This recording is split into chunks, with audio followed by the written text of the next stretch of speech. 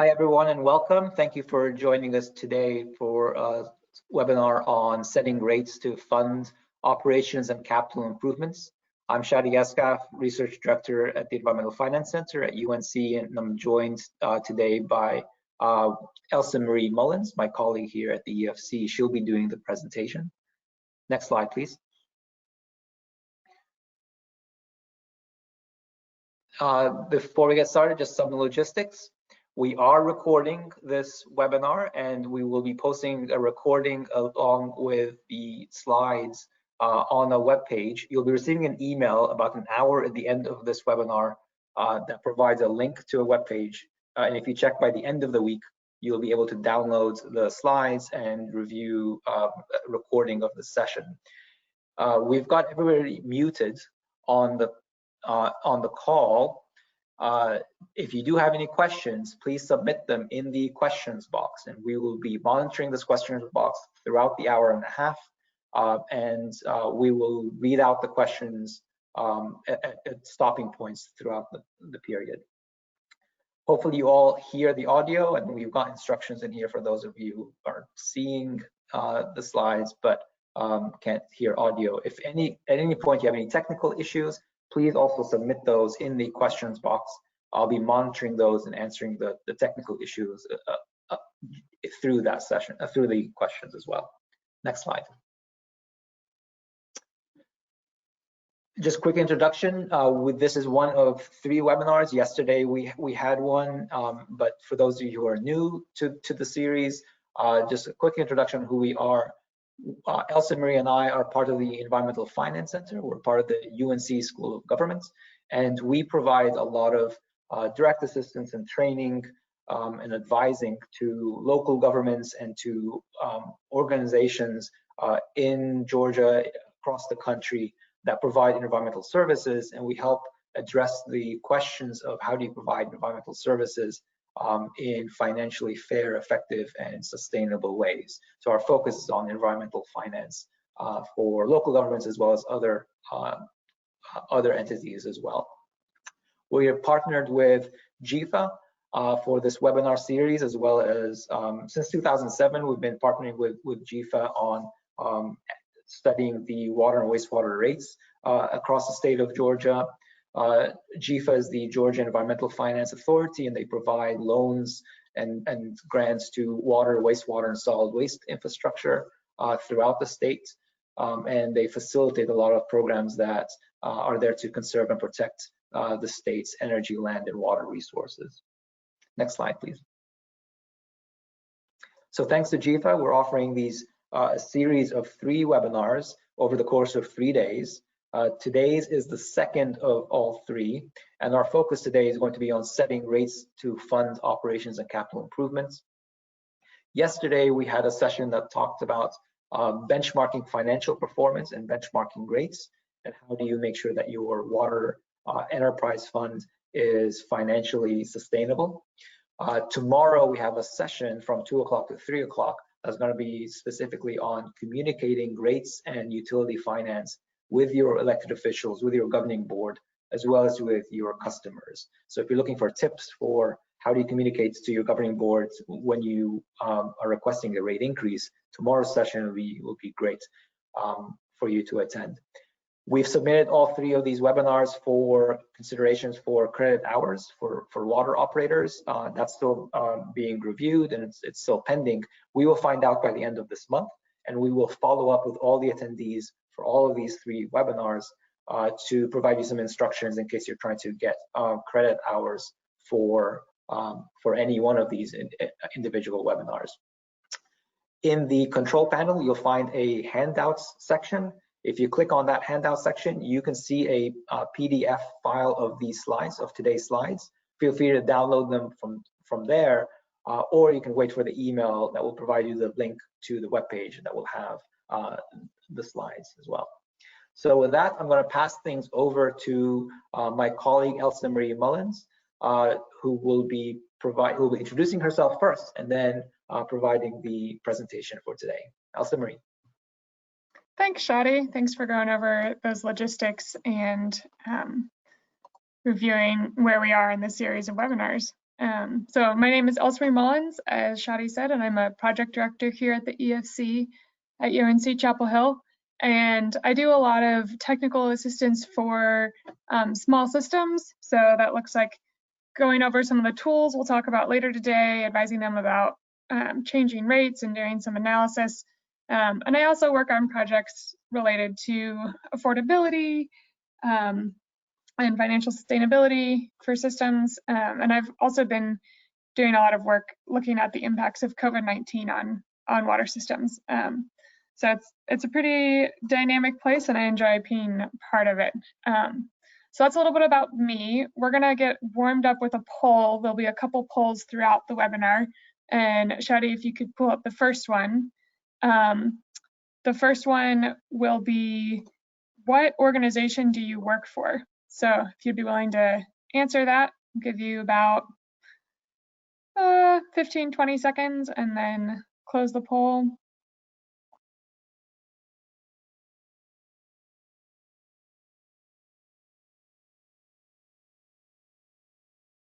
All right, we'll be closing it in just 2 more seconds. And all right, so you can see that 83% of our attendees are from local government water systems, which is great because that's the intended audience for this presentation. And there's some other folks as well. Welcome, everyone. We're so glad that you're here and excited to get into it. So that's the basic setup for how polls work, and there'll be a couple more of those throughout the presentation.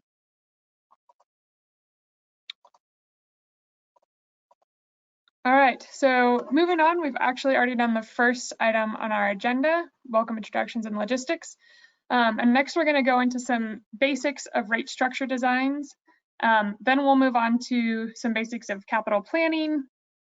And then we'll look at some more in-depth nuances of setting rates, and then especially how you can pay for capital projects with your rate revenue. And then we'll talk about some free tools and resources as well as questions. Again, if you have questions at any point, please feel free to type them into the question box, and Shadi will be monitoring that, and we can pause at any point and talk about those questions. So first off, we're going to go over some basic terminology of rates versus rate structure. So here we have set out a basic rate and rate structure. The rate structure refers to the blocks, the consumption allowed for different prices and blocks in this case, and then the actual prices for the amount of water used are the rates. So in this system, the base charge is $32 a month. That's payment for access to the system, and that includes the consumption allowance, in this case 2,000 gallons. And then each of the volumetric rates, that's $2, $5, or $6 per 1,000 gallons for use between these other block rates between 2 and 5 and 5 and 20 and over 20,000 gallons. Those are the different kinds of blocks. So that's kind of the basic structure, and we'll get into more of how you might set those up later on in the presentation. But before we get any further, I just want to make clear that there's no one rate structure that works perfectly for all utilities. It really depends on your customer base, your needs, your billing software in terms of what is going to work well for you. When rates are set well and rate structures meet the objectives of the service provider, they can provide support, funds to support public health, making sure that folks get clean water and wastewater treated properly, can support environmental protection, support local and state policies and objectives. This also means making sure that your rate structures are legal and you're following the laws that you need to. And you can also communicate with your customers. Setting rates is one of the main ways that you interact with your customers. And so setting rates that meet your objectives will be a way to communicate those objectives with your customers. And you can allocate costs in a fair and intentional way. And so you're not just saying, we need this money, we're getting this money, but you're thinking about who your customers are, how much water they might be using, and how much you're going to charge them for it. So getting into the process of setting these rates, what you're doing today, you're learning the essential background information about rates. There are a lot more resources I can point you to after the webinar as well. But once you do that, you can determine the characteristics of your utility, your customers, and the utility priorities. And that's really important because those priorities are going to drive how you shape your rates. And again, we'll get into more of that. And those priorities will help you design your most appropriate rate structure for your priorities. And then from that rate structure, you'll be able to calculate the actual rates. So those values that you're putting for the base charge, the volumetric charges. And then from there, you'll need to reevaluate and adjust to fit your primary objectives. And then this is a process that continues to be done. It's good to revisit your rates every year, even if you don't do a super thorough cost of service study, because revenue will change, usage will change. And so after you set out your most appropriate rate structure and calculate those rates, you're going to have to see how that might change in the coming year. So it's an iterative process. We'll go over this again, but again, I want to reiterate the importance of avoiding having low rates at the expense of the financial health of your utility.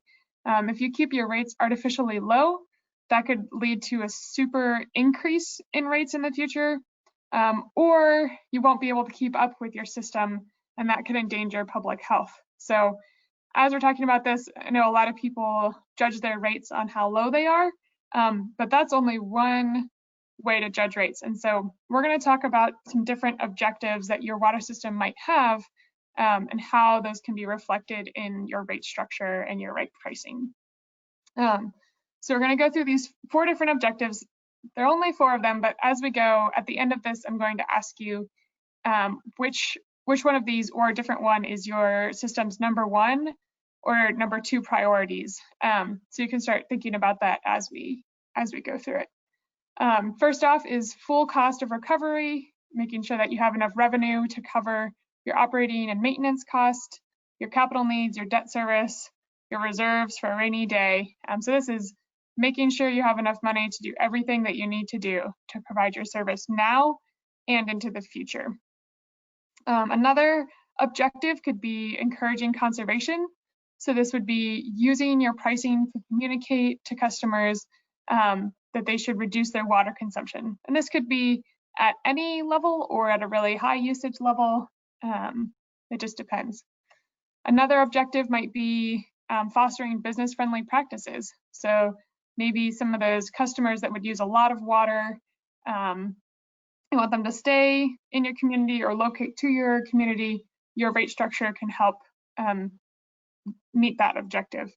And finally, maintaining affordability. And this is making sure that all your customers are able to afford enough water to live on. And this, of course, has to do with the living costs where you are, but also on your rate structure as well as the actual price.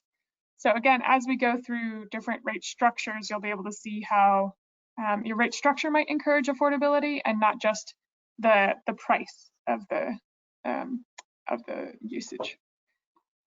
So some other objectives might be keeping your rate structure fairly simple, charging your seasonal customers fairly, maintaining a steady cash flow, and there might be some other ones that you or your system or your board have. So Rashadi, if you could bring up the next poll, we're gonna ask, what's your number 1 objective as an operator, as a member of your local water system?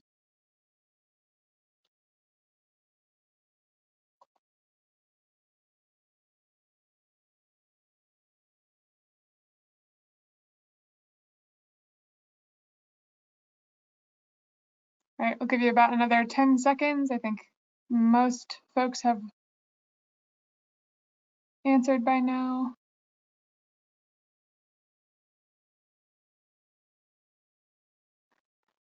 All right, so you see 3/4 of attendees are focusing on the full cost recovery, making sure that you have the money that you need to run the system, while a quarter, or almost a quarter, focusing on affordability, and then 1 or 2 on business-friendly practices.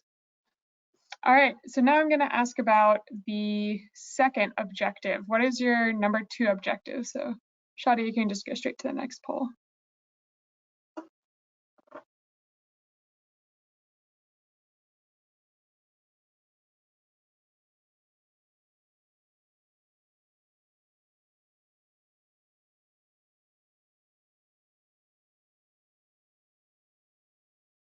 All right, we'll be closing a poll in 3 seconds. Wonderful, thanks for participating.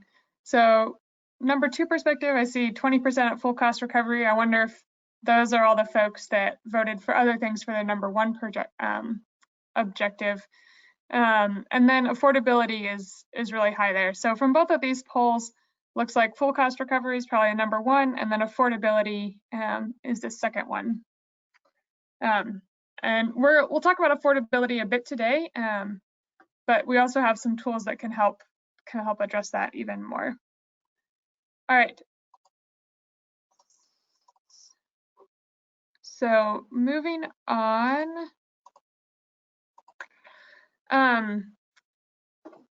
As you probably noticed, some of these objectives compete for each other. So things like maintaining affordability and the full cost revenue and revenue stability objectives, and those were the 2 highest answers on our polls. They can compete sometimes, because if you need to earn enough revenue to fully cover your costs, your rates might be pretty high, and that might be tough to maintain affordability while you're getting full cost recovery. And we'll talk about some ways that rate structures can help with this, but there are some things that are just always going to compete. Another 2 objectives that might compete are the encouraging conservation and fostering business-friendly practices. So if you are setting high rates for high usage, that might encourage folks to use less and encourage conservation. But for an industry that uses a lot of water, it wouldn't foster business-friendly practices as much. So we've thought about, what these objectives are, what the goals are, and setting those objectives might be something that, is going to take you longer than 20 seconds of a poll here to really consider what your objectives are and what your board's objectives are at your system. So there are a couple different things that can help you meet those rate setting objectives, such as frequency of billing, base charges and allowance, volumetric charges. We'll look at the basics now, and then we'll actually go more in depth later on in the presentation. So we're going to get a real life example here of setting some rates to meet objectives from Irvindale, USA. And this is a small town with a water and wastewater system, population of 11,000, 450 service connections, and an MHI of about 24,000.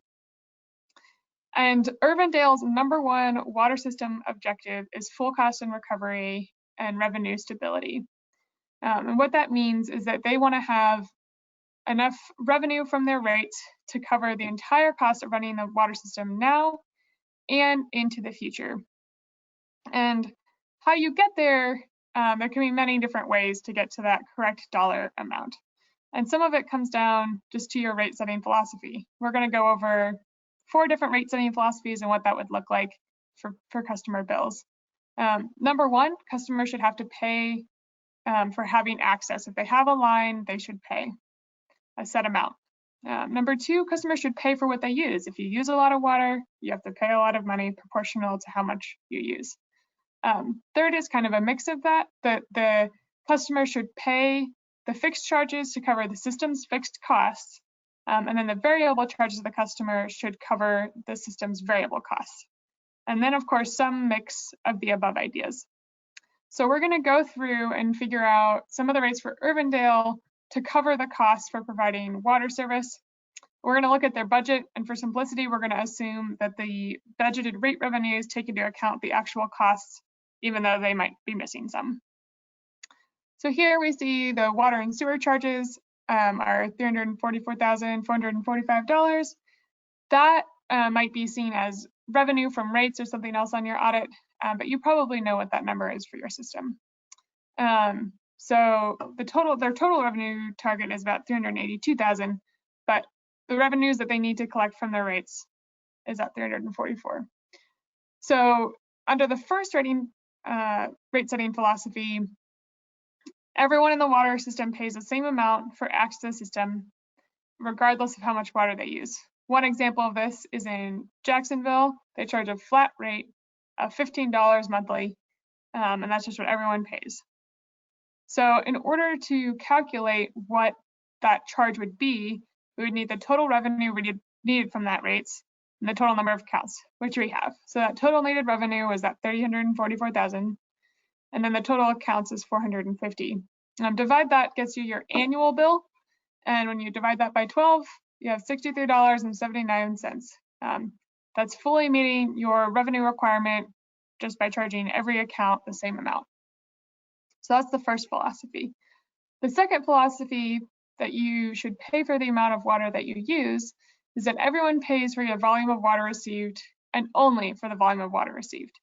There's an example from Chapman, North Carolina for that, and they have two different customer classes, and we'll talk about that later too, in town and out of town, but there's no base charge on there. It's just you pay for each 1,000 gallons that you use.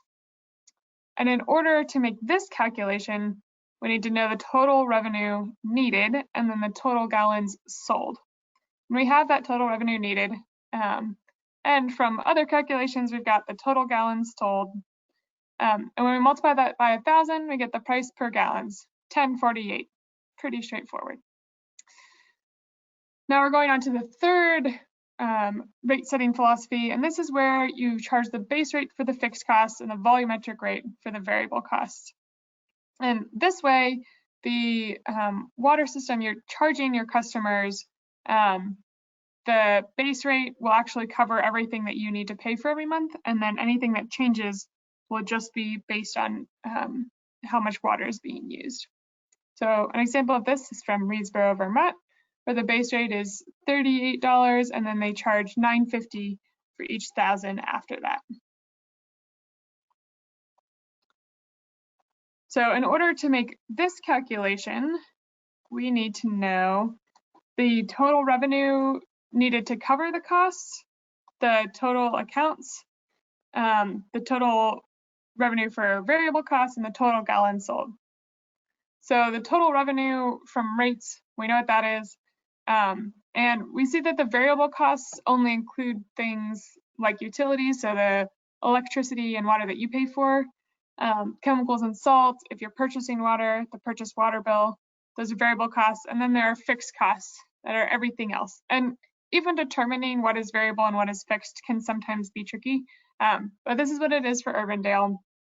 And you can see the majority is in the fixed cost. So to calculate this, we need to know the fixed cost, the total account, and that gives us our monthly base bill of $54.08. For the variable costs, we have 52,000 is total by the gallons sold, and then multiplied by 1,000. That's 159 for the volumetric charge. So those were kind of the three most straightforward ones. There are some other ways to set base charges though. That first one is what we just did. The base charge is set at all the fixed costs. You can also include debt costs or customer service costs, or you just decide you're going to cap the base charge at a reasonable amount and then calculate the volumetric rate after that. So we're going to look at charging a base charge at a reasonable amount of $25 next and just go through a calculation of what that looks like. So here's an example from Denton, North Carolina, and we see the water minimum, that's a base charge, is $25, and then the additional charge per 1,000 gallons is $6.15. So that's the volumetric charge. And to get this, we need to know total accounts, total revenue needed, and total gallons. And this calculation looks a bit different because you already have the base charge filled in. So if you know your base charge and your number of accounts, you get your total from your base bill. You subtract that from the total revenue that you need to get the total needed from the volumetric charges, and that's the 209,000 there. So if you divide that by the total gallons sold, then you'll know the price per gallons at $6.37. So this is kind of the fourth philosophy there played out. You might be wondering, how does this actually affect customers that use different amounts of water? So we're gonna go through and see, you know, how this impacts our dear old grandmother, uses 1,000 gallons per month, a single family residence that uses 4,000, an office building that uses about 12,000 gallons a month, and a commercial cafe that uses 34 gallons. And as we go through and look at how each of these rate setting philosophies has influenced the water bill for these customers, we can think about how it meets certain water system objectives of full cost recovery, conservation, business-friendly practices, or maintaining affordability. So if we were doing an all-day workshop on this, we had time to discuss and break out into small groups. But for now, I'll just give you, after we go through each rate setting philosophy, I'll give you a couple 10 seconds to think about it, and then we'll talk about, and then I'll talk about what water system objectives the different rate structures meet. So under the payment for access, where everyone's paying the same one, we have a fixed cost for our dear old grandmother. She's paying the same thing, the $63.79, as our residence and office building and cafe. So take a second and just think about what rate setting objectives might be met by this philosophy. So for this, we have definitely full cost recovery. There's no variation in what you're going to get, although the number of accounts might change a little bit, but in general, you're going to recover your full cost of operation. And it's also business friendly. The cafe is paying just as much as the house. So businesses might want to be, would foster business friendly practices. Under the second one, if we're paying just for the volume of product received, our dear grandmother, who's only using $1,000 a month, pays that base volumetric, or that volumetric charge of just $10.48 per 1,000 gallons. The residence is using 4,000 gallons a month, the office building 12,000, and the cafe 34,000. So those are their respective bills for the month. Take a second and think about which objectives this might meet.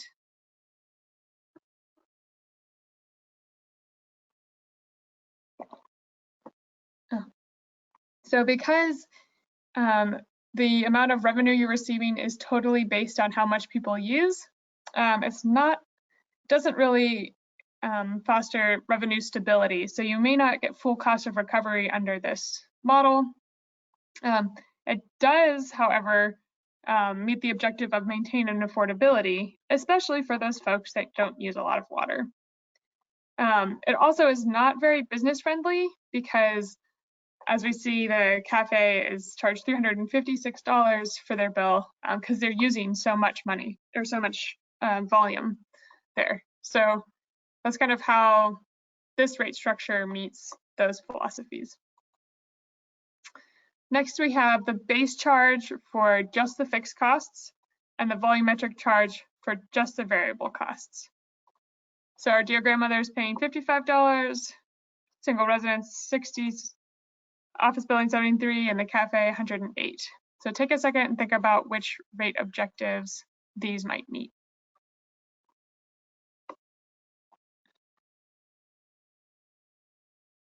So if you remember, the base charge was fairly high. I think it was like $54 compared to the $63 for the payment for access.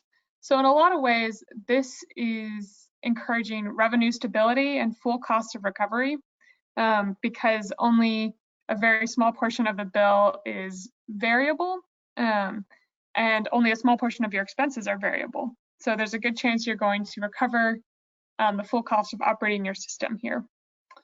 It doesn't maintain affordability much because our dear grandmother isn't paying that much less than a single family residence or an office building.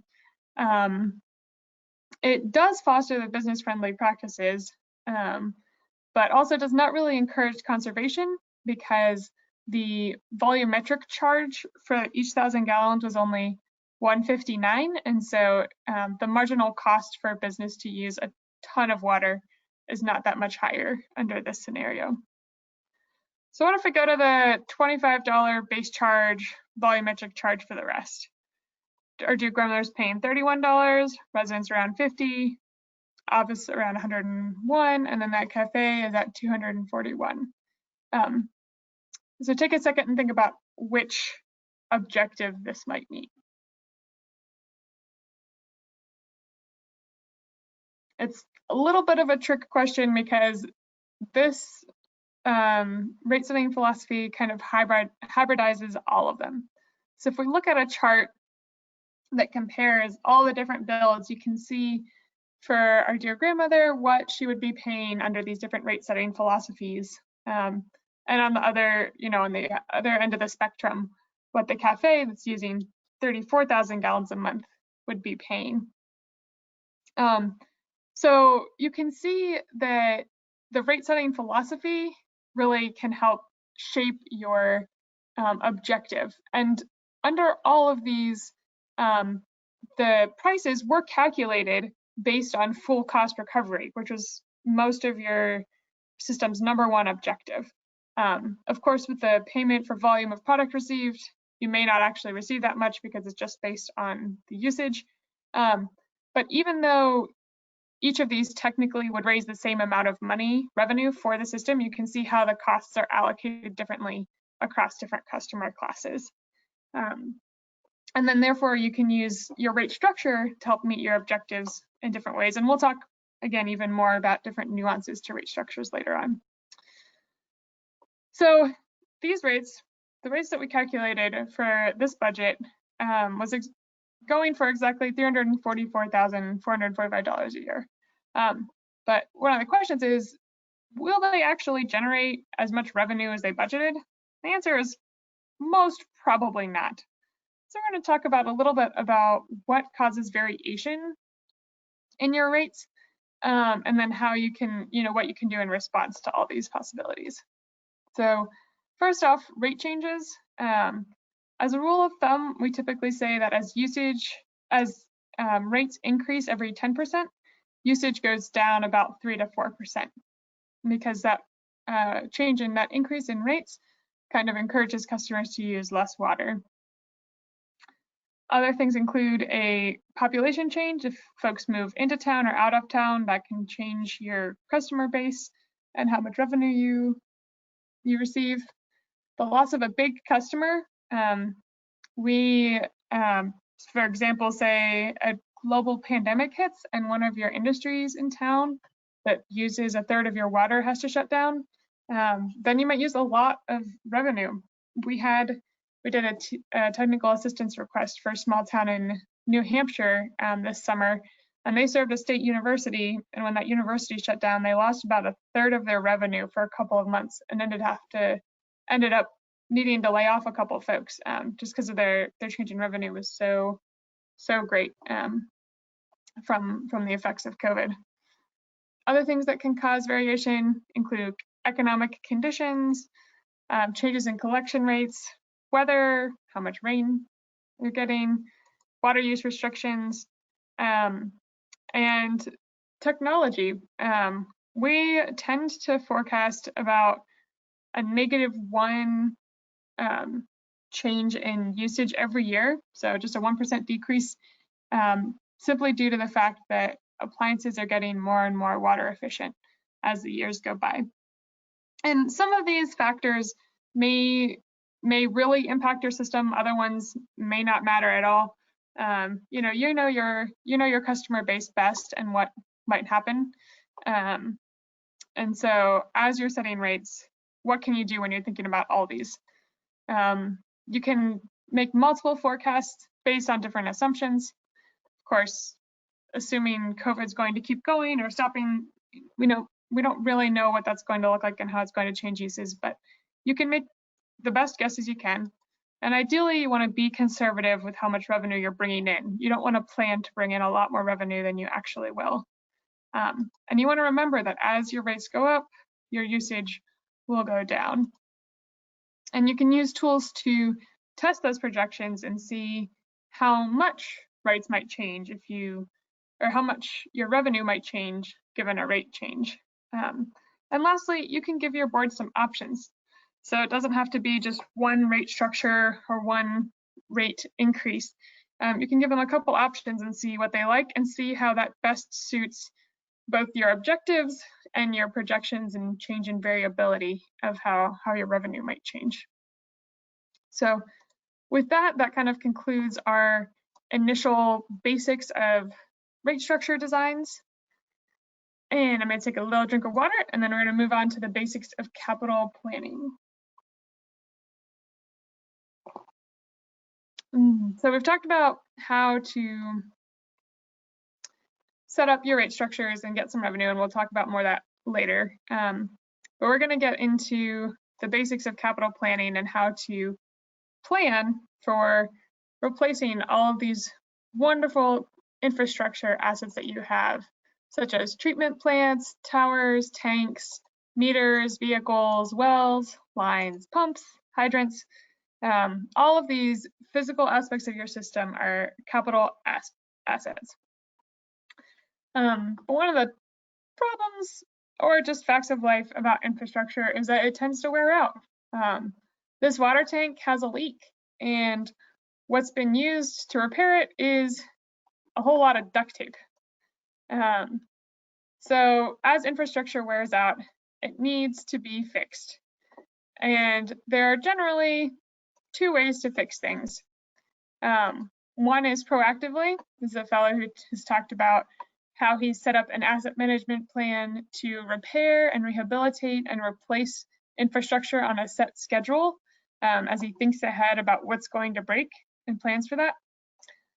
Or you can fix things reactively, wait for something like a water main break, and then you have an emergency on your hand and you're working hard to fix that. And there's a third option. We could hope for some divine intervention that maybe magically our infrastructure will last a lot longer than we thought, or something will happen where the Pope comes along and it just amazingly the rust falls off, whatever it is. But generally, you have your proactive and your reactive ways of dealing with your infrastructure. So our next poll is, how do you typically keep up with the infrastructure at your system? Again, this is any physical asset that you have, your treatment plants, your lines, whatever it is. And there could be a lot of reasons that you're able to be more proactive than reactive or more reactive than proactive. Go ahead and take a minute to think about it, answer.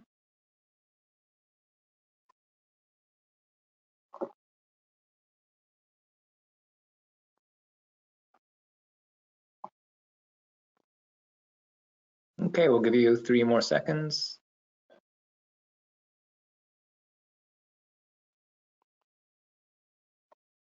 All right, so we see that most of you, about 50%, are about an equal mix of proactive and reactive. And then 30% are mostly proactive and 15% mostly reactive. And there are 4% that's totally proactive, which is great. And again, there can be a lot of reasons that a system is able to be more proactive or more reactive. We're going to go through some of the benefits of being proactive and having a long-term plan next. So being proactive, it requires some long-term planning, asset management, and capital planning. And there are some advantages, and these are all things that have been shared from folks on the ground. They feel like when you know what you need, you're measuring your assets, and you're not just guessing as to when something's going to break or how much money you're going to need or how often you're going to need to repair something. You have a plan on paper and you can follow that. It also helps with board communication because you can express what the system needs when it needs it, and let the board know where you are with your plan. It also helps you be efficient, so you don't fix things that aren't broke, and that you do fix the things that you really need to fix. And it can also lead to fewer emergencies, which emergencies can really cost you a lot of money and time and stress, and can also lead to poor public relations. And finally, which I think is one of the main things for this webinar, is that having a good asset management plan can help you justify a rate increase, because you can tell your customers, your board, your elected officials, this is why we need to increase rates. It's going to pay for that water tank that we need in 5 years when ours runs out. So as we go through the core components of the asset management, and then we'll head back to rates, you can think about how having all of these, thinking about these questions and having a plan could help justify rate increases. So there are 5 core components of an asset management plan. Looking at the current state of assets, thinking about the level of service you want, the criticality, the life cycle costing, and the long-term funding. And we'll go through each of these. And it's a cycle. You do one, you do the other, and then you go back. So it's a process. So first off is the current state of assets. So these are the kinds of questions you'd want to ask. What do you own? Where are those assets? What condition are they in? How long have they been around? How much wear and tear is on them? How much of their useful life is remaining? How long do you think that they're going to last? And what is the replacement value? And you want to think about what it would cost to replace it, not just what it cost when you bought it, because the replacement value might be significantly higher than the original value.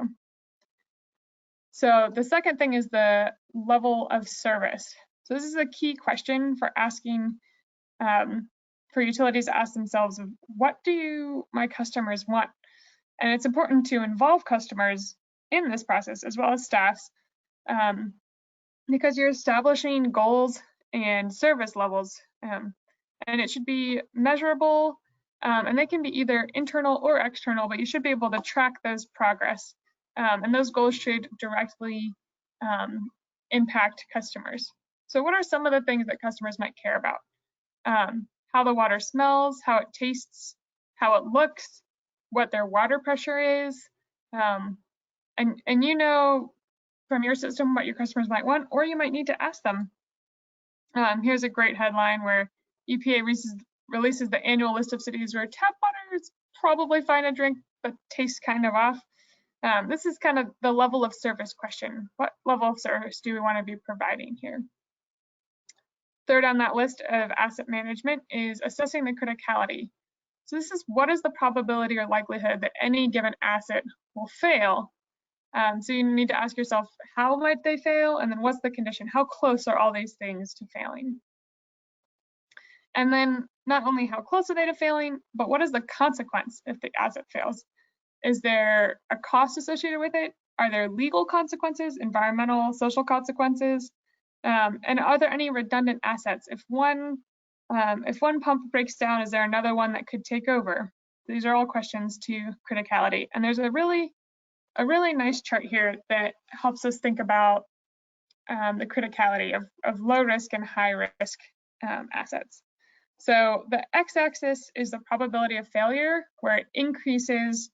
When it increases to the right, it's more likely going to fail.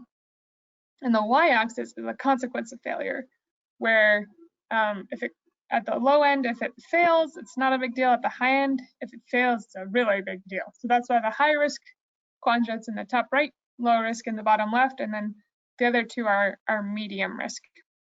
So we're going to do another little exercise here where I have 4 assets, and I'm going to ask you you can draw a graph if you want to, or you can just think about where would you put each of these assets on that chart to assess what the probability that they will fail is and what the consequence of that failure is.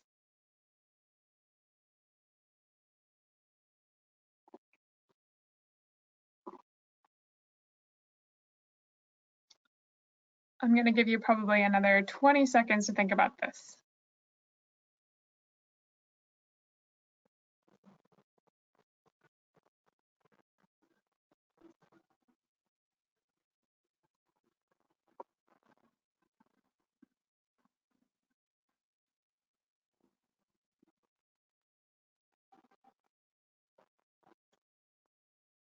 All right. I'm going to move on and talk about where some of these might go and why. So first off, we have the brand new well. And where this goes on the chart, you can see it has a dashed line around the outside.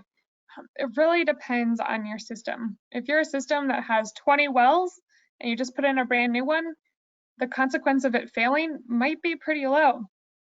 But if this is the only well in your system or one of 2 wells, then the consequence of it failing might be pretty high. Either way, simply because it's brand new, it's going to have a low probability of failure, but depending on the consequence of failure, it would be in the low or medium risk category. Next up, we have that aging generator that serves a hospital and a residential neighborhood. And that's in the high risk category because the probability of failure is pretty high because it's aging. And the consequence of failure is pretty high as well because it serves really key areas. Again, it might be not as high risk. If you have another generator you could use, if you have a redundant asset, then it might move down into the medium risk category where the consequence of failure wouldn't be as high. Next up, we have 20-year-old lines, and those could be low or medium risk. Again, it depends on where they're serving and what the condition is there. If they're lines that serve your mayor, then it might be more of a risk. That lines that serve an irrigation channel for a farm or something. So it really, again, depends on your system, and you know that best. And then the 20-year-old meters are probably low risk. The medium risk comes from, they're probably more towards the end of their useful life. But if they fail, the consequences are fairly minor because it's not a public health emergency. It would just mean that you probably aren't collecting your revenue. So you would want to replace them, but if they failed, it wouldn't be necessarily an emergency. So as you can see, there's a lot of gray area here. And this is where making a plan is helpful because you can assess all of your assets relative to each other and think about, when one fails, if it fails at this point, what are you going to do? So in this life cycle costing, when you do replace assets, in theory, there's an exact point at which to replace the asset. The green arrow there points to that point. Because usually an asset's going along that x-axis in time and it needs, maybe one repair and then it runs for a while. It needs another repair and it's okay. But then it needs 3 repairs at once. And so if you knew when that was going to happen, ideally you would replace it right before all of those big repairs. But of course, we don't actually know when that optimum time is to replace every asset. So I need to use the concept of risk. I think about this all the time when I'm trying to decide whether or not to get a repair on my car. Is it worth this repair or not, given how much of the life of the car is left? It's the same concept, just with all of your assets. So for a high-risk asset like that aging generator, your replacement point would be at the point where it starts to have problems, because you want to replace them early before it fails and leads to catastrophic consequences. For low-risk assets, you might run them all the way to failure and then replace them afterwards. I think a lot of systems can do this with meters and it's okay. And so the replacement point's a lot lower on there. So again, you would have to know when is optimal to replace assets and when not to replace. So in an ideal world, right, you are able to replace everything before it fails and you're doing great.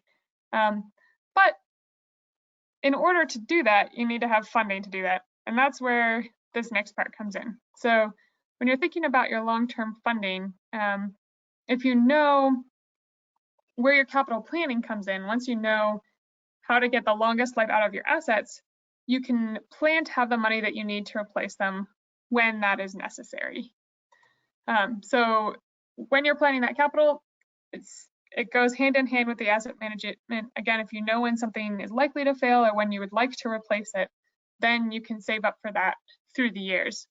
So the official multi-year document would probably identify and then prioritize these capital projects, these asset replacements, as well as identify funding sources and sets timeline for all these things.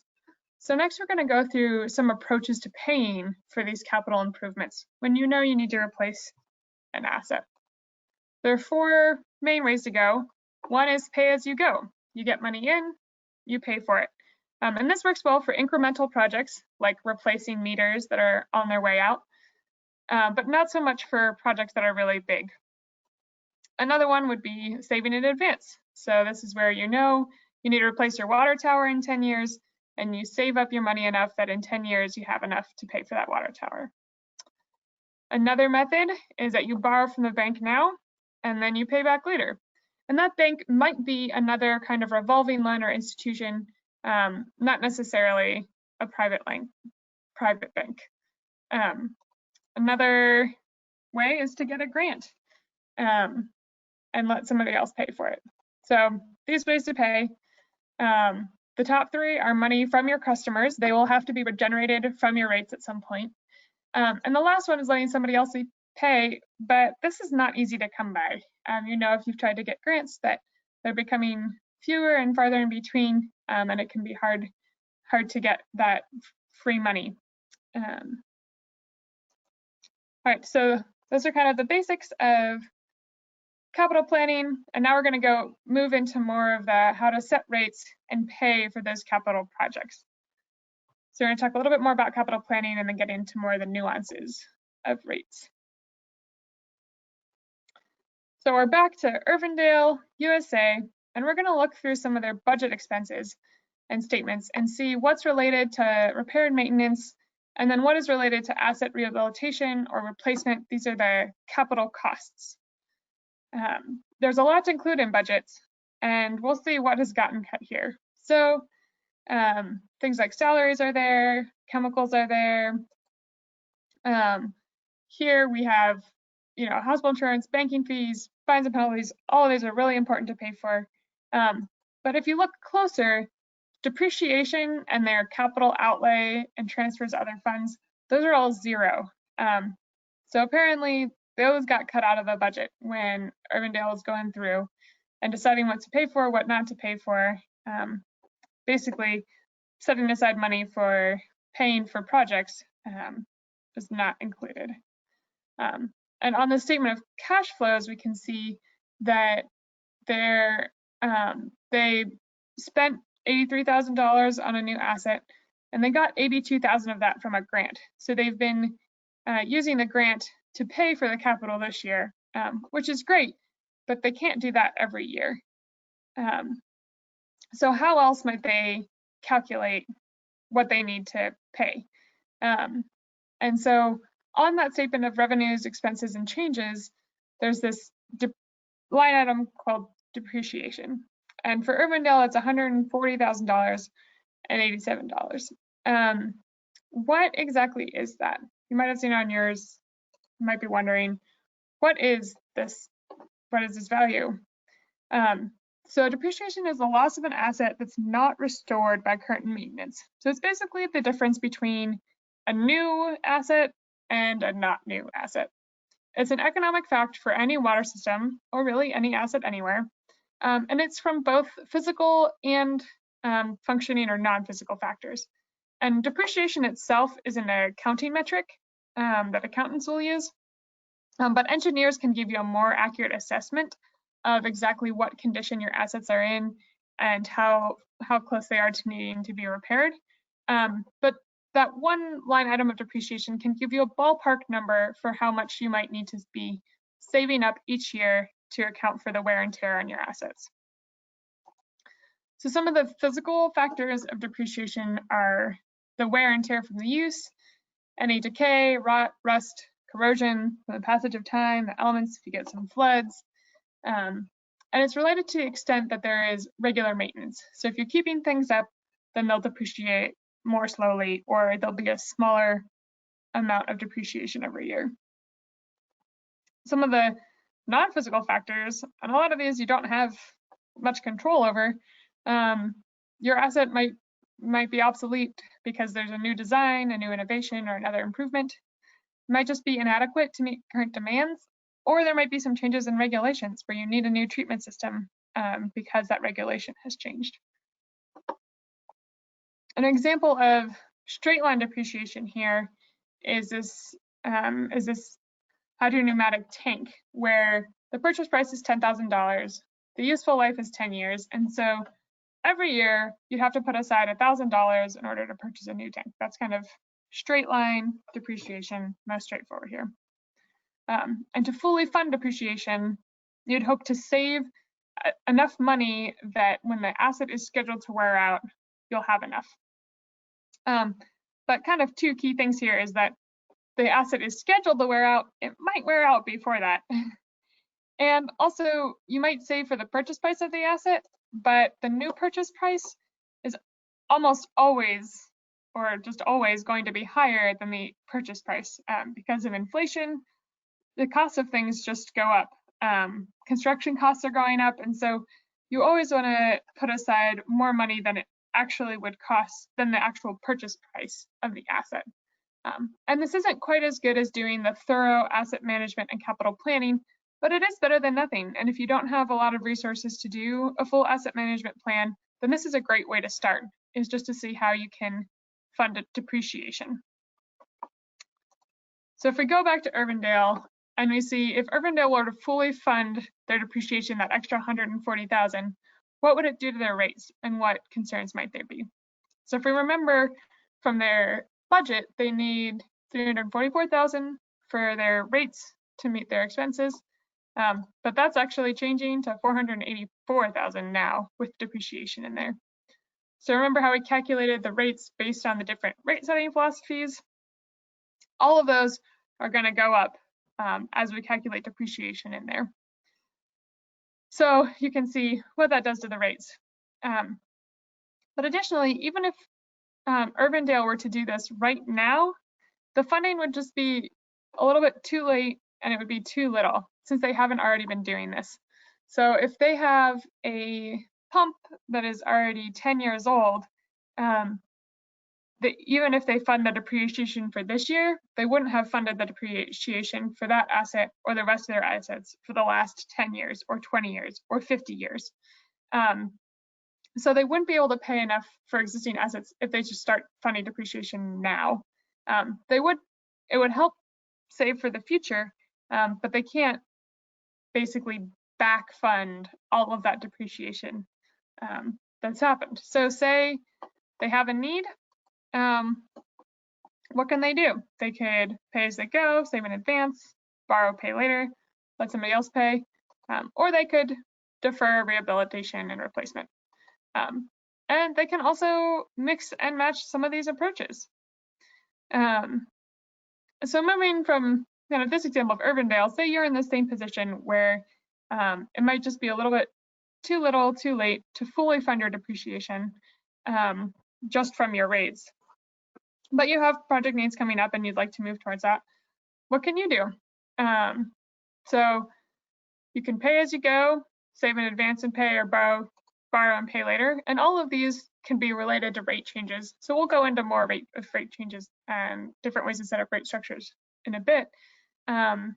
Or you can get a grant. Again, these are few and far between, but we do have a funding table that I'll talk about at the end that will help you kind of look through and look for those grants. A lot of the ones on the funding table are loans, but sometimes loans, especially from state revolving funds or USDA, come with some principal forgiveness in the term of a grant, depending on your system and your project. And then there's the option of deferring rehabilitation and replacement. But again, this can only work for a short time. And you might be in a position, we've seen a lot of systems in North Carolina where they have deferred some of their routine maintenance and something that they might have replaced because of COVID-19 and their decrease in revenue and the change in usage and everything associated with that. And so that could be an option, but again, that's only going to work for a short time because eventually it'll lead to a massive failure or rate increase. And so I just want to share this reminder again that it's important to avoid maintaining low rates at the expense of your utility's financial health, because you'll either have to really increase rates a lot, or you won't have enough to pay for something when it replaces, or it could lead to a public health danger. So now that we've talked a bit about capital projects and funding things, we're going to go into some more of the nuances of rate structures. And again, remembering some of the philosophies from earlier. Number one here is the flat charge for unlimited use, paying for access, increasing block, paying for use, a mix of base and volumetric charges. These are some options of rate structures. We're going to go into more of those. And as you think about your objectives and how to meet your full cost recovery, including depreciation, you can think about how changing your rates includes not just changing the prices on your rates, but could include changing your rate structure. So we'll go into more of the nuances of rate structures, and that could be a useful tool as you're evaluating your objectives. You'll probably need to increase your rates as well to fully pay for depreciation, but you also might want to change your rate structure to meet that objective or other objectives. So the first element of rate structure design we're going to talk about is customer classes. And we saw a brief example of this earlier when one of the examples for the volumetric charging just for how much water you use was there's an in-town and out-of-town distinction in charge. And so you could have one rate structure for all. You could separate it by customer class. You could have one rate structure but different charges for base charges depending on your meter size. You could have blocks that target non-residential use. So this would be, you would charge a high volumetric rate for your high usage block, et cetera, et cetera. It's really important to note though, that you can't charge lower or higher rates to customers based on non-cost related factors, which would provide discounts to senior citizens or low income customers that is on a basis that is illegal. So you have to somehow connect it to cost. So we've had, for example, a system that I've worked with, a small system, they really wanted to separate out their charge for sewage from commercial and non-commercial users because the commercial users often had grease or fat down their drains in ways that the non-commercial didn't. And so it cost them more to treat the sewage from commercial customers, and therefore they could justify, it costs us more to treat this, we should charge them more for their sewage rate. So something like that, you can justify the cost of service being different for different kinds of customers, but you can't just decide you don't want to charge your old grandmother as much as you charge the industry down the road. And you just have to make sure that it's fair for everyone and it's clear. Another element that you have some control over and you can change is the billing period. So you could bill more frequently, monthly, or less frequently, quarterly or annually. And there are pros and cons to both for the utility and for the customer. So for the utility, if you charge every month, you have a steady stream of revenue. Any rate changes are affected quickly. Lost revenue from unpaid bays are smaller, and that you're communicating with your customers more frequently. For the customers, you have smaller bills that are regular. And if you have a leak or you are using a lot for irrigation, you didn't realize it, then you know right away, or within the month. So it's again, that kind of highlights the communication between the two. And there can be less confusion because you have a monthly communication. The cons of charging less frequently are that there's less staff, lower billing costs, and really there's no con for the customer to paying more monthly. So really, you want to bill monthly if you can afford it. Another element you have control over is your base charges. So you can have a high base charge or a low base charge, and again, there are pros and cons. For the high base charge, you have a higher guaranteed value to pay off your fixed costs. If you remember the example where everything from Irvindale, all of the fixed costs were paid for by the base charge. That's a really stable form of revenue for the utilities. So that is a huge positive. However, on the flip side, customers that aren't using very much are still paying the high unit price. You see, our GL's grandmother's bill was still $54, even though she was only using 1,000 gallons a month. And if one of the other customers used less water, they wouldn't see a significant change in their bill. So there's not as much of a conservation signal there. A low base charge provides incentive to keep the use low, so it sends a high conservation signal saying if you conserve, then you won't pay very much, and that customers will see that reflected. However, it means that your revenues are less stable for the utility and could be greatly influenced by season. So our recommendation is that if you're a small utility but you have high base charges or high fixed costs, then you should lean towards a higher base charge just so you have that stable revenue coming in. And there are common ways to charge for base structures. One is just a constant base structure, sometimes by customer class, or you can do it by meter size, where you charge an increasing rate for each higher meter size. So sometimes in order to offset some of the burden of that high base charge on customers, utilities will include a minimum consumption allowance. So this is the concept that some consumption is already paid for within the base charge. So there's a spectrum of these where if you don't include any, or you include a high amount, or somewhere in between. And some of the aspects of this, if you don't include any, then the bills and revenues are more sensitive to use changes. So if somebody goes from using 1,000 to 5,000 gallons a month, they'll see that difference, and your revenue will see that difference. That'll be reflected in your revenue.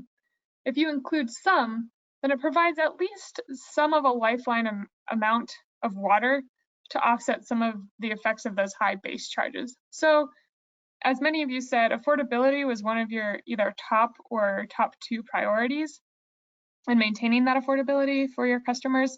Having a lifeline rate can be a really good way to do that, because folks might have to charge the base rate anyway, but if they don't use much water, then they're not going to have to pay much more than that. And if you include a high amount, then that helps out those customers even more, but also discourages conservation. So our suggestion is that if you have a really low base charge, then don't include anything. But if you have a high base charge and want to encourage conservation, then you want to keep your consumption allowance low if you have any. But if you're more concerned about affordability than conservation, then you might want to include some more. So again, you can see how many of these choices point back to your listed objectives and how you're going to meet those objectives. So we're going to go through these fairly quickly. The volumetric rate structure, this is how much you charge for each of your blocks for increasing consumption. Uniform or flat rates, pretty simple, pretty fair.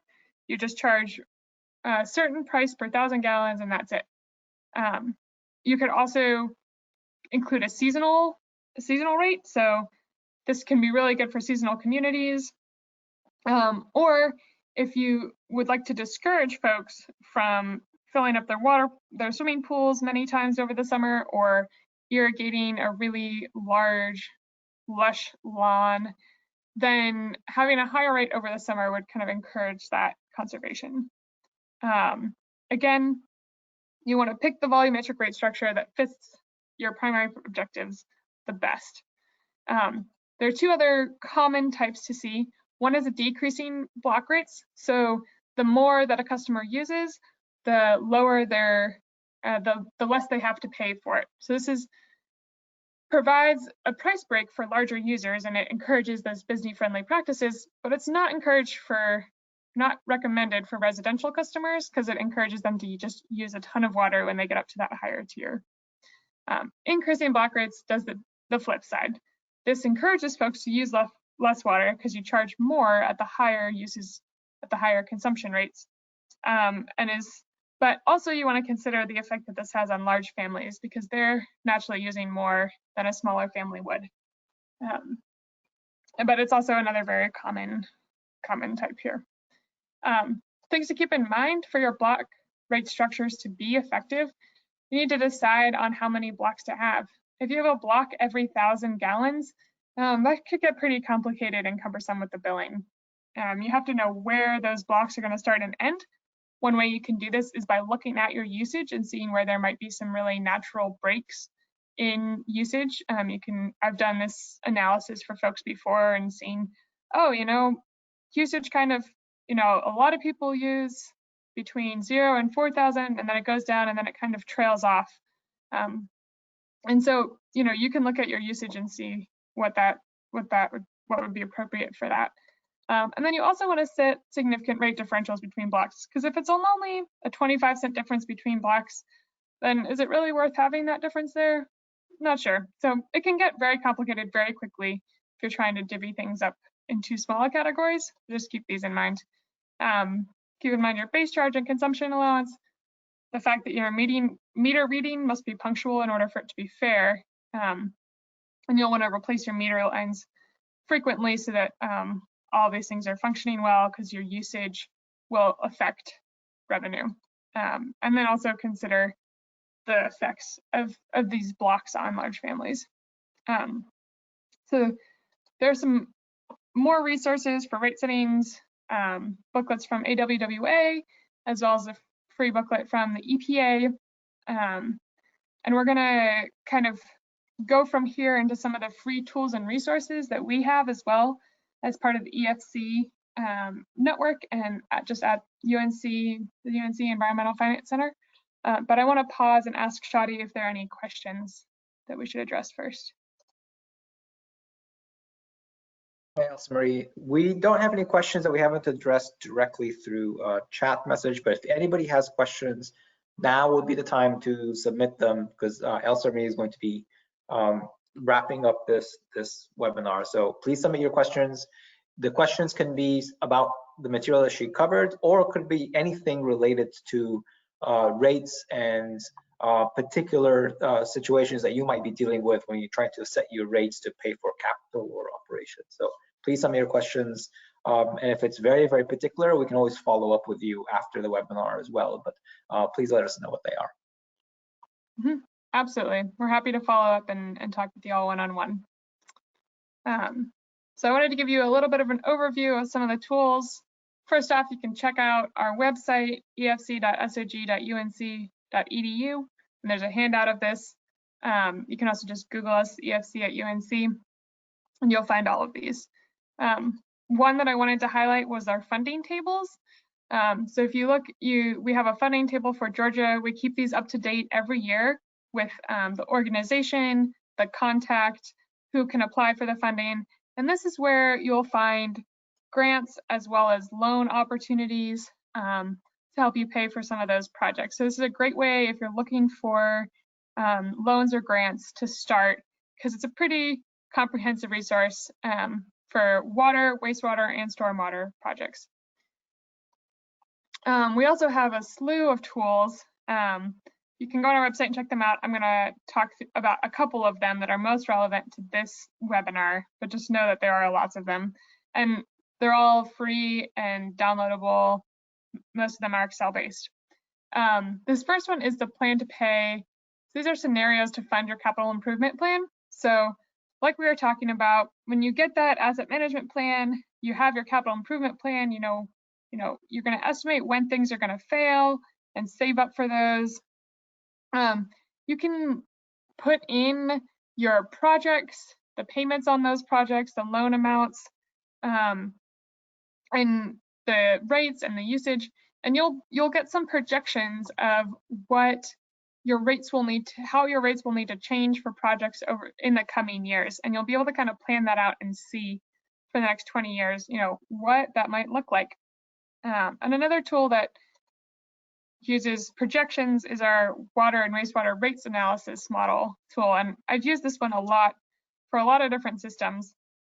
And in here, you put in your revenues, and you can do that by customer class.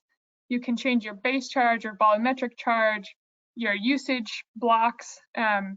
You can change any of it, all of it. And then you also can put in all of your expenses, including your debt service and what you want to, your operating costs, as well as what you might want to transfer into reserves every year. And then it gives you some really nice projections of what it looks like to stick with your old rates or to have a rate change go with new rates, and how that compares to your expenses through the years. And some of the assumptions we talked about, such as if you increase your rates by 10%, you can expect usage to go down 3 to 4%. A lot of those assumptions are built into this tool. So it's a great baseline for getting a feel for what things might look like.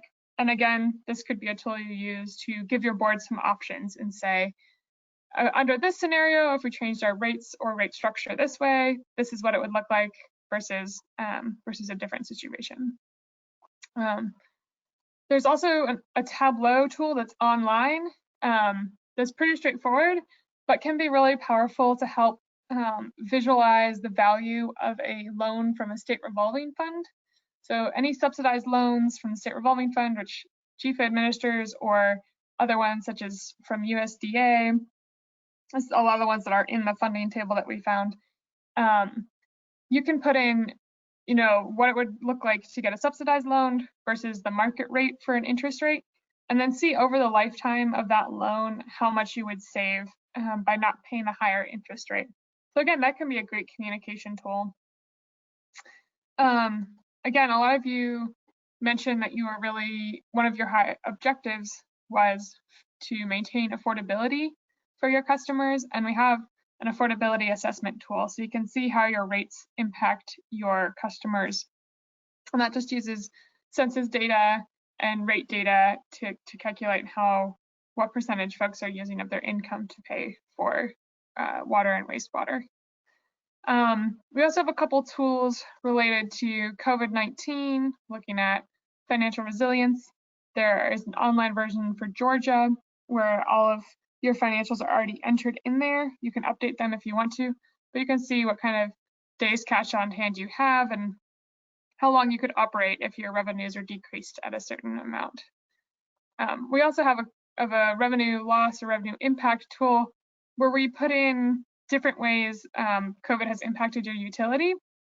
And then you can project out up through the end of 2022, each quarter, what your revenues and expenses might look like, and how you might, what recovery from COVID-19 would look like.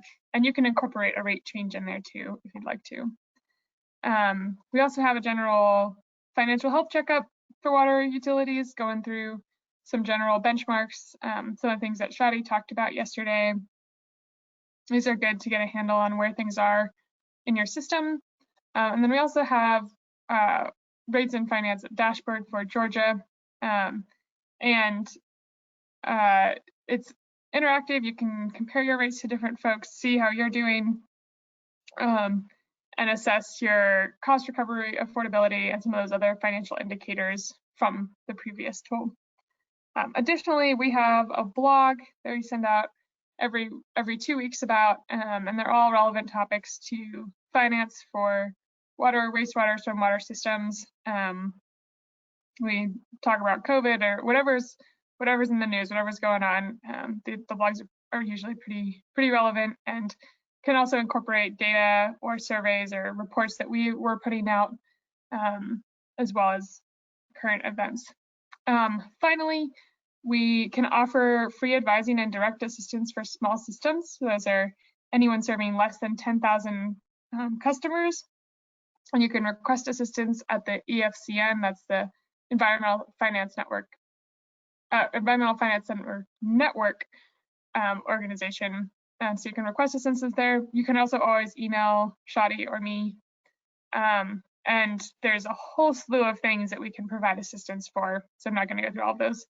But knowing that, our last poll question is, would you like assistance? And Shadi will open that up. And if you would like us to contact you in a couple of months, you may not need anything now. We can always send you an email and you can let us know how we may be able to help. or even if you just have a quick question about something, we're here as a resource.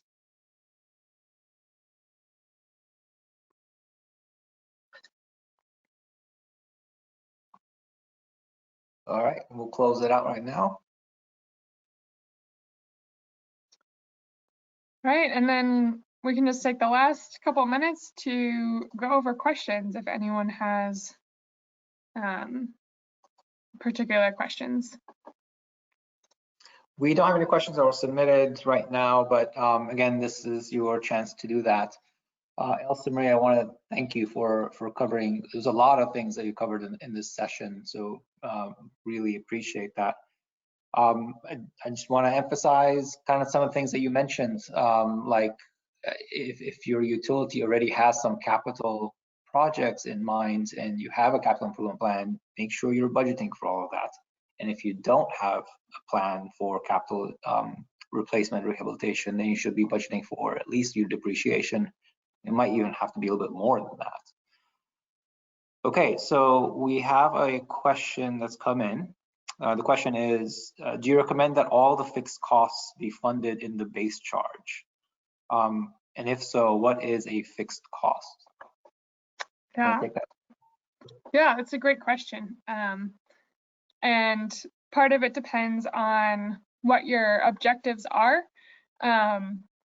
We say especially if you're a smaller system, that you want to have a higher base charge, so more of your fixed costs will be absorbed into that.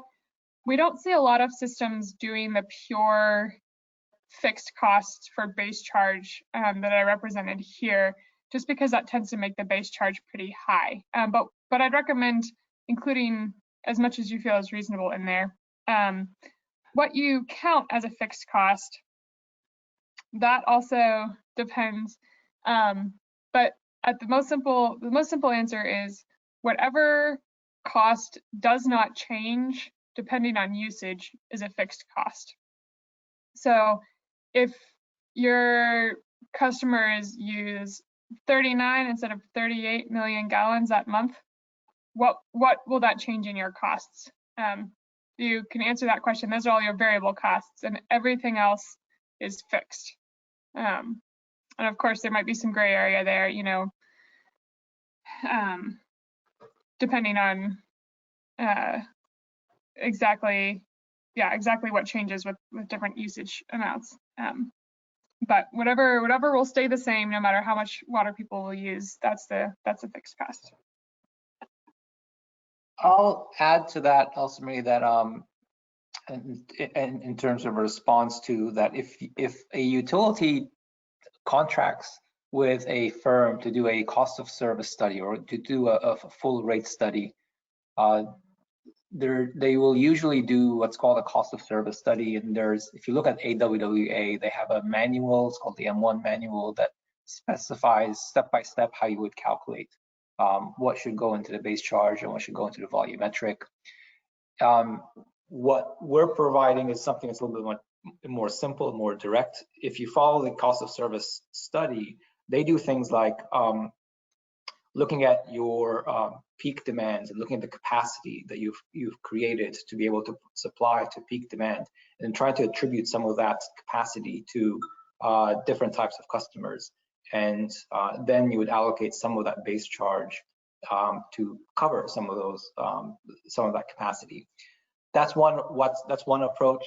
Of course, if you, like Elsa Marie is saying, if you simply just want to look at your fixed costs and put all of your fixed costs into your base charge, there's nothing that prevents you from doing that. But you might find that that's actually very, very high for most systems. Unless you're a purchase water system, most systems will find that most of your costs don't change very much by consumption. Your debt service does not change by consumption. Most of your salaries and your supplies won't really change much based on how much you're, how much you're treating and delivering is what I meant to say. So if you're considering all these costs to be fixed and you're putting everything into the base charge, that might make your base charge to be very, very high. And I think Elsa kind of mentioned some of the things that are not considered fixed costs, things like energy and the supplies that you need to treat your water, so your chemicals, your power, and then also if you're purchasing water, that's usually a variable charge, not a base charge. Sorry, not a fixed cost. So hopefully that answers your question. If there's a follow-up, please submit. Yeah, it's a really good point that you can do a more in-depth cost of study to determine what's fixed and what's variable. We will keep this up for another minute, and if we don't have any more questions, we could save everybody 2 minutes and give you back a couple of minutes of your time. But if you have any more questions, please submit them now. And at any point, I mean, you've got Elsa Marie's email address listed up here, and you had mine from yesterday's presentation as well. Feel free to reach out to anybody at the Environmental Finance Center to ask your questions, and we can do some advice. We can schedule a time to just talk on the phone, or if you require a little bit more in-depth assistance, we could schedule that too. And we'll follow up with everybody who answered that last poll as well. So on my side, I want to thank everybody for participating, and pass it over to Elsa Marie to wrap things up.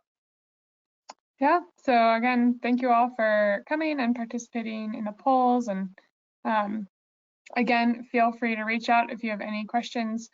Even if you serve a system that's more than 10,000, we're happy to follow up with a quick question after this. So feel free to email us. And yeah, thank you for coming today.